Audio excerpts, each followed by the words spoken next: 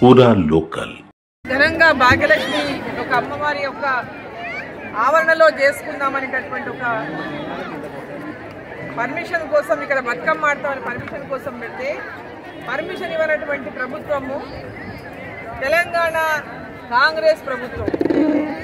తెలంగాణను మేము తెచ్చినామని ఒకరు ఇచ్చినామని ఒకరు చెప్పినటువంటి పార్టీలు తెలంగాణ యొక్క సాంప్రదాయాలను గౌరవించడం లేదు, తెలంగాణ మహిళలను గౌరవించడం లేదు, తెలంగాణలో మహిళలు బతుకమ్మ ఆడుకోవడానికి అనుమతులు ఇవ్వనటువంటి ఒక నియంత్రణ ప్రభుత్వం ఈరోజు ఈ రాష్ట్రంలో ఉందంటే సిగ్గుపడాల్సినటువంటి పరిస్థితి వచ్చింది. తెలంగాణ రాష్ట్రంలో ఒక నియంత్ర 10 సంవత్సరాలు ఏలినందుకు తెలంగాణ ప్రజలు మార్పు కోరుకొని గతంలో చూసాం, మళ్ళీ ఒకసారి చూద్దాం తెలంగాణ ఇచ్చిందని చెప్పి చెప్పుకుంటున్న ప్రభుత్వానికి ప్రభుత్వాన్ని ఇస్తే ప్రజలు ఎన్నుకుంటే ఈరోజు ఈ ప్రభుత్వం ఒక నియంతలాగా ఇవాళ వ్యవహరిస్తా ఉంది తెలంగాణ రాష్ట్రంలో.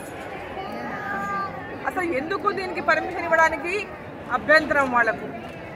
దీనికి కోర్టుకు వెళ్ళి మేము అనుమతి తెచ్చుకోవాలన్నా? బతుకమ్మ ఆడటానికి కూడా బతుకమ్మ ఆడితే నష్టమేముందో మాకు ఇప్పటికి అర్థం కాలే. బతుకమ్మ ఆడడం వాళ్ళకి లా అండ్ ఆర్డర్ ప్రాబ్లం ఏమొస్తుందో మాకు అర్థం కాలే. ఇప్పుడు ఇక్కడ ఆడిండ్రు, వర్షం వచ్చింది, ఎవరైతే బతుకమ్మ ఆడడానికి కోరికతో వచ్చిన వర్షం వచ్చింది, వర్షం తగ్గింది, ఈ తగినాక కొద్దిసేపు ఆడుకున్నామంటే నియమం 5 నెలల లోపల ముగించాలని కోర్టు ఆదేశాన్ని గమనించవలసిన పరిస్థితి.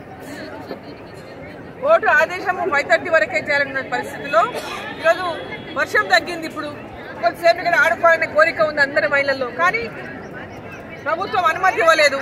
కోర్టు పరిమితి 5:30 వరకు ఇచ్చిన పరిస్థితుల్లో తప్పనిసరిగా ఈరోజు వర్షంలోని తడిసి ఆడి ఈరోజు మహిళలు అమ్మని గౌరమ్మని బతుకమ్మని పూజించుకుందామని ఈ యొక్క భాగ్యలక్ష్మి అమ్మవారి యొక్క ఆవరణలో అమ్మవారి ముందు బతుకమ్మ కార్యక్రమాన్ని నిర్వహించినటువంటి నేపథ్యంలో ఈ రాష్ట్రంలో ఉన్నటువంటి ప్రభుత్వం అసలు ఎందుకు మిమ్మల్ని ఎన్నుకున్నారో ఒకసారి గుర్తు తెచ్చుకోవాలి.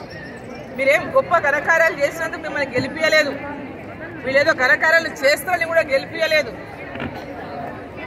గతంలో ఉన్నటువంటి టీఆర్ఎస్ బీఆర్ఎస్ ప్రభుత్వం మీద వ్యతిరేకతతోన వాళ్ళ నియంత్ర ప్రభుత్వాన్ని, వాళ్ళ యొక్క రాక్షస పాలనను, వాళ్ళ యొక్క కక్ష సాధింపు యొక్క పాలనను వ్యతిరేకిస్తూ ప్రజలు తీర్పిస్తేనే కాంగ్రెస్ పార్టీ అధికారంలోకి వచ్చిన విషయాన్ని గుర్తుపెట్టుకోవాలి కాంగ్రెస్ ప్రభుత్వం. వాళ్ళకంటే ఎక్కువ ధోరణిలో ఈరోజు కాంగ్రెస్ ప్రభుత్వం పోతా ఉంది. వాళ్ళకంటే మించిన నియంత్ర పాలన ఈ రాష్ట్రంలో ఈరోజు అమలు చేస్తూ ఉంది కాంగ్రెస్ పార్టీ. అమ్మవారి